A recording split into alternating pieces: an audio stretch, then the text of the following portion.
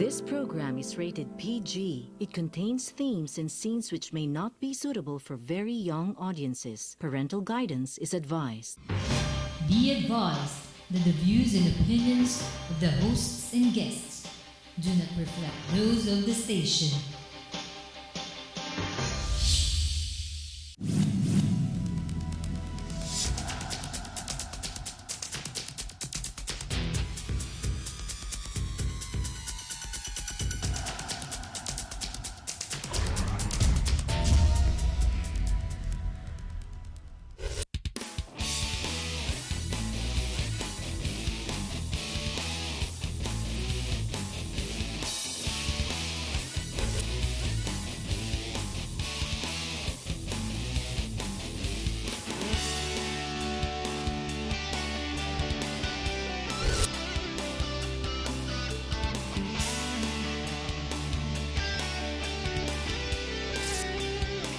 You are what you watch. Hello, my name is Harry Peralta. Welcome to our program. Yesterday we saw the vice presidential debate, and what did we see? There are many unanimous answers among most of them. Now, what that was all about was very simple, one clear message. It's supposed to equalize the playing field. But how do you equalize the playing field when the very ballots, it seems, that have come out in the absentee voting in abroad comes out with Marojas, Daan Matuwid, Leni Robredo, Daan Matuwid. Now, how was that made possible? How did that get through? Should we stop the voting? Should we reprint it? Or is every trick in the book being broken so that the administration can win? How about the budgets of government? How about the equipment of government? It seems no less the president and the whole bunch, including all the departments of government, are all out campaigning for the very one person together with the Liberal Party. Now, is this what you call an equitable playing field? Now, we found out that over 500, close to 600 candidates all over the country are running uncontested.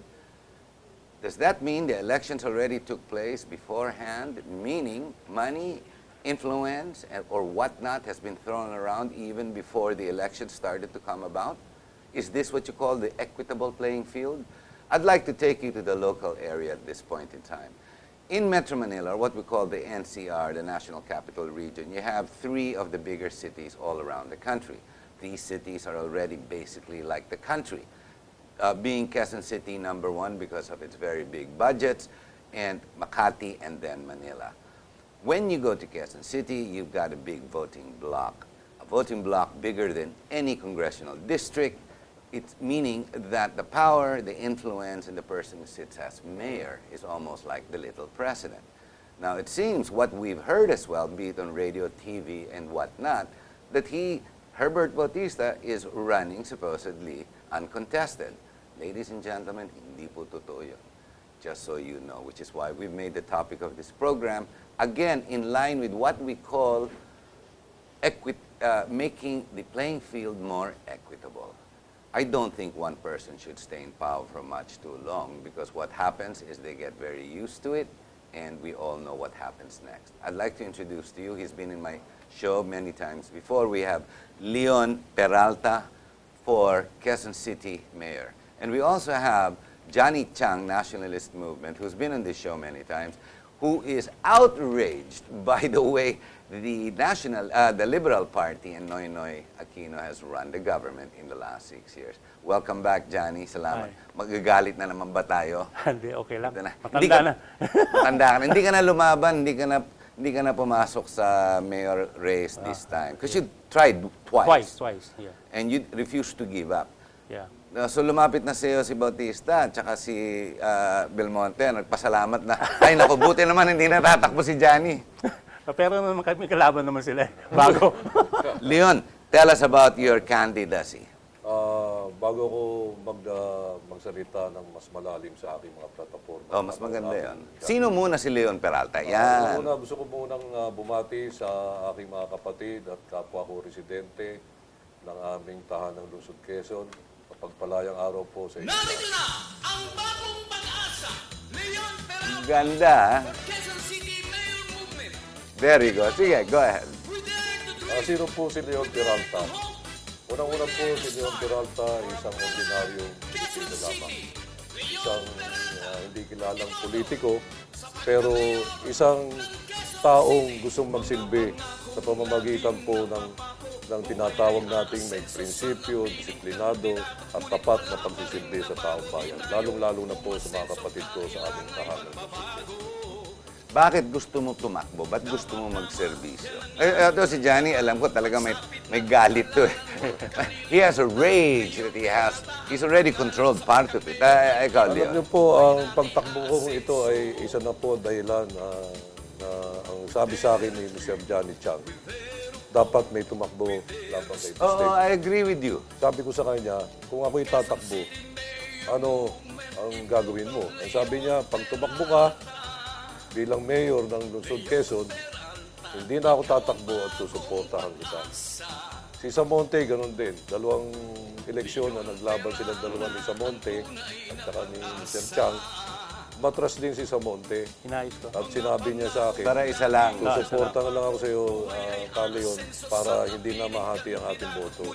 At si Samonte, tumakbo na lang vice mayor ng Lungsod Quezon. Ang mga tao sa Lungsod Quezon, are they content with Herbert Bautista? I know, don't answer this, Johnny, because I know your answer. Leon, ikaw. Alam mo, Kontento. Baka kontento naman sila sa Quezon City. I mean, you know. alam mo sa aking sa nangyaring ito, dahil sinasabi nga ni Mayor Bistek na wala siyang kalaban, kahit ng mga kaalyado niya, ang sinasabi sa kanilang mga pag-ikot, walang kalaban, eh lalo akong nagkaroon ng opportunity para makausap ko mga taong bayan at mga kapatid ko sa aming tahanang Lungsod Quezon. At lalo kong naunawaan ang kanilang kalagayan. So, nagre-reklamo sa iyo taong Ang bayan. dami, Mga tuwa nakakausap nga mo. yung iba eh. Nung nakita ko umiikot at nag-house to house, talagang nabigla sila na meron palang Leon Peralta nakalaban si Bistek. At ang sabi nila, sa tingin ko mas masipag ka kay Bistek dahil kung hindi ka masipag, hindi ka nagla-house to house. Eh si Bistek nga, hindi man lamang napunta rito sa amin. At marami silang sinabi sa amin problema nila doon sa kanilang purok at barangay. Katulad ng talamak na droga. Ang sabi nila, dito sa aming purok... Ibig sa aming sabihin ng barangay- Quezon City, hindi gaya ng Davao, walang droga.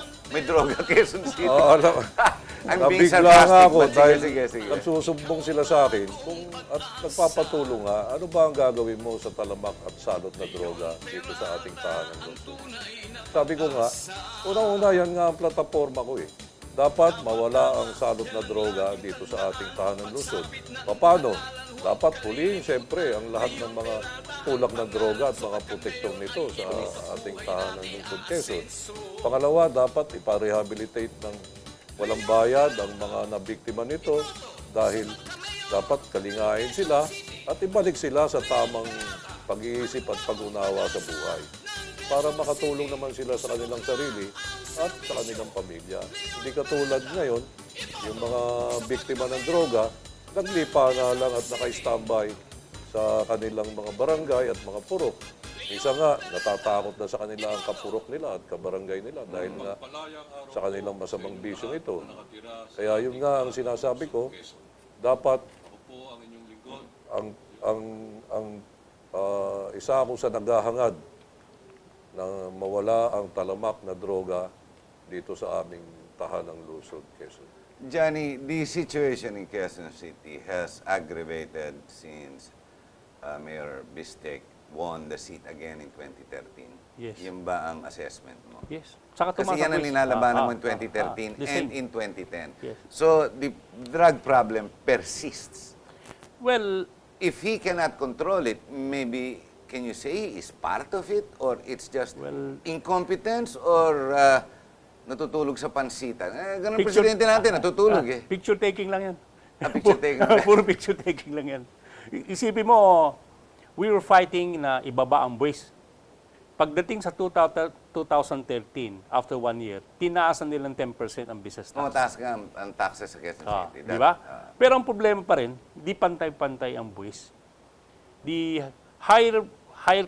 mas malaking kumpanya katulad ng Ayala, SM, they are only paying 0.55. While the small business is paying 1.1%. So hindi equitable. Yes. May discretion. Paano yun? Pinayagan ng councilors yan? Pwede ba yun? Alam mo, nung araw pa yan, that is 0.5. Ngayon, ginawa, yung maliliit ng company, 1%. Tinaasan 10%. So, yung 0.5 naging 0.55. Yung 1% naging 1.1. Pero under the law, yung merong LGU, yung guideline, dapat pantay. I always thought it was. But extraordinary ang Quezon City. Tulog ang COA, tulog ang ombudsman dyan eh. That's why I filed a case about their yung mga budget na kung mali ang ginagawa sa budgeting, over budget, all those things. Pinaglaban namin yan eh. Up to now, awa ng Diyos, wala rin naman nangyayari. Lalabanan mo ang taxes, bababaan mo. Yung nga ang sinasabi ko sa aking mga pag-ikot, lalo-lalo na sa business sector at mga real estate Marami kang owners. small business operator din Oo, dyan sa totoo Quezon yun. City. Katulad ng isang nakausap kong sari-sari store owner. Nagbayad siya ng napakalaki para sa renewal ng kanyang business tax. Sabi niya, paano naman to? Sari-sari store pa lang ako, nagbabayad na ako ng napakalaking renewal ng business tax, ng business permit ko. Kaya nga po, ang sinasabi nga namin ni Mr. Chang, ni Kajani, dapat ibaba ang buwis para pagbigyan naman itong mga small and medium enterprise na lumago sila. Sa tingin nila nga, itong pagbubuwis sa Lungsod Quezon, lahat ng uri ng buwis ay hindi makatarungan. Kaya dapat, isa sa aking mga plataforma, sa aking pakikipag-usap sa mga maliliit na negosyante at mga negosyanteng hindi naman kalakihan, na kung ako po ay mauupo bilang ama ng Lungsod Quezon, sisiguraduhin ko na ibaba ang buwis sa tamang level.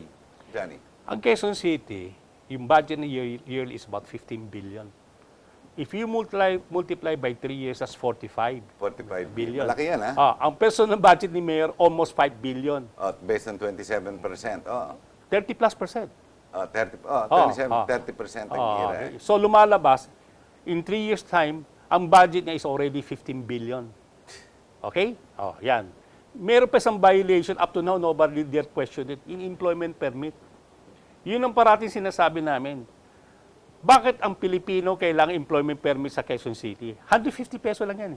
Pero yung permit mo na yan, may kasamang police clearance, NBI clearance, Bakit may kailangan ng employment permit? Pilipino ka naman. Why do you need a permit to work in your own country? That's been going on for so many years. Yun ang pinaglalaban namin. Dapat alisin. Kaya lang, Timo, subservient lahat eh. Tahimik lang ng mga tao. Isipin with all this violation, how could he won the election? Ikaw nang sumagot. Di ba? Especially yung mga real estate tax, mataas. But even when they increased the budget, what was the reason or the purpose for increasing the tax? Nangangailangan ba, in dire need ba in Quezon City? Ang kalsada nga, walang sira. Sisirain nga nila eh, para gumawa ng bagong kalsada eh. Nakita mo Quezon Ave, yung National Bookstore. Di ba? Tama nga naman. Swerte yung National Bookstore, hindi sila makalabas. Lahat ng sidewalk, sinira eh. Sinira talaga. Ano gagawin mo doon? Yan yung genius. Tayong tanga. Di ba? Paano mo gigisingin yung mga botante mo sa Quezon City? Kung ganito nangyayari, tahimik sila. Is Bistek so popular that his voting public, his constituents are overwhelming? Alam mo, Kari, ang ganda ng tanong mo, paano ko gisingin eh. Paano mo gigisingin lahat Totoo yan? lang, gising na sila eh. Naghanap lang sila ng isang tao na mangunguna para nga... But Johnny palitan ang was maling there. Johnny sistema was there nito. in 2010 and 2013. May kwento ako niyan eh. Okay.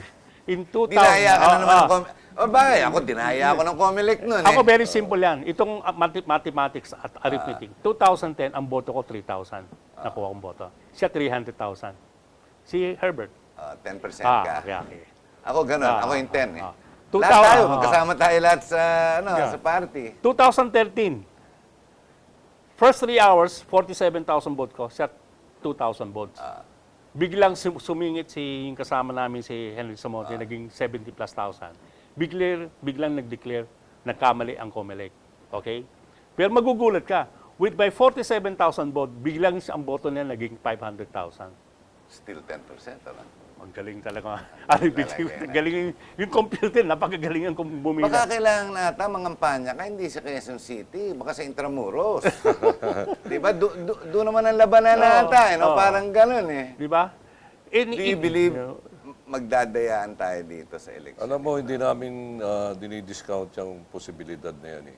Pero handa naman ang aking mga kasamahan, katulad ng United Front Movement, para bantayan nga itong sanctity ng ballot. Ilan ba ninyo voting areas nyo? 6, 6 na, Ang total voting population ng No, but areas where they will areas. vote. Marami Yan ang ba? hindi ko- Marami. Yan ang problema. Kung ganun karami yan, nakakalat yan. Marami yan. Paano nababantayan yan? Yung nga, maraming grupo ang nag-uusap-usap ngayon para bantayan nga ang boto sa Lungsod Quezon. At ako'y nagpapasalamat naman sa kanila, sa kanilang malasakit, sa akin. At yun nga, nung isang araw, kami po ay nag-uusap ng kampo ni Duterte para magsanib puwersa dito sa ating Lungsod Quezon. Kaya malapit na po, bukas magkakaroon kami ng karaban dito sa aming tahanang lungsod. Silyado na po, Duterte, Leon Peralta po para sa Presidente at Leon Peralta para sa ama ng Lungsod Quezon. Malaking boost para sa kampanya mo yan. First time. First time, no? Dahil alam nyo, bakit? Sabihin ko sa inyo, bakit kami nagsanib ng puwersa? Unang-una, si Duterte laban sa droga. Ang Leon Peralta po rin ay laban sa salot na droga. Si Duterte laban sa krimen. Ang Leon Peralta rin po same. ay laban po sa krimen. Dahil naniniwala po ako at naniniwala rin po si Digong Duterte na ang droga at krimen ang sumisira sa ating bayan. Parang anay ito at kalawang eh. Pangatlo, yung tinatawag po nating korupsyon. Alam naman po natin, ang korupsyon ay talamak sa ating bansa. Hindi lang sa ating bansa, kahit na po sa aming tahanang Lungsod Quezon. Ultimong empleyado, maliit na empleyado ng aming pamahalaan ng Lungsod Quezon, pag pumunta sa isang lugar, ang pinag-iisipan, paano siya magkakapera. Pagka umiikot yung mga fire department, iniisip, paano magkapera. Ang dami pong mga grafters dyan sa mga dyan na naglulungga sa aming City Hall. Kaya isa po sa aking plataforma, tanggalin po ang graft and corruption dito po sa aming tahanang Luzon, Quezon. Okay, we're going to have to take a break. Ladies and gentlemen, one of the issues that were taken up in the debate yesterday, the vice presidential debate, was the issue of corruption. How do you identify the concept of corruption and what it's all about when, from school, from birth, the way we seem to have our culture here in the country, corruption is already embedded, be it in school, when teachers try to sell all kinds of things and goods and food to their students, and the students coming out seeing their parents corrupting the policeman on the road because they erred somehow. What do we do? It seems corruption is a main issue, and yet in the last 5.5, 6 years, our very president keeps gloating and telling the whole world his success. And if I'm not mistaken, kung walang korap, walang mahirap. So does it go kung maraming mahirap, maraming korap? And yet he gloats and says his success is astounding and he's being the best president in this country. Ladies and gentlemen, allow me to point out to you the concept of lying, meaning fallacies. When a person goes in front of the camera, or when words go into print and they tell you certain facts, it does not necessarily mean it's the truth. In fact, Mr. Chang has brought out into my attention before the show how budgets in the GAA, the General Appropriations Act in Congress, when all these numbers are put together, one after the other, napakaliit na yung fine print, babasahin mo, and when you get a calculator with a tape and you start adding it, or buti pa gamitin mo Excel, you will find out there are discrepancies. That word discrepancy is the name of the game. It tells you the difference between truth and what is a lie. The president has gotten away with a lie for the last 6.5 years. I mean, come on, the MRT, self-sufficiency in rice, exporting rice. I mean, I can go on and on and on, but who cares? He's going to step down, or let's hope he steps down. My only fear is if they continue to stay in power and we are being fooled. This is the reason why we have elections and we have supposedly a democracy. Don't get fooled about what people throw at your face saying that they are fact, when in reality, they are fallacies. Stay with us. We'll be right back with Leon Peralta and his candidacy for the mayorship of Quezon City.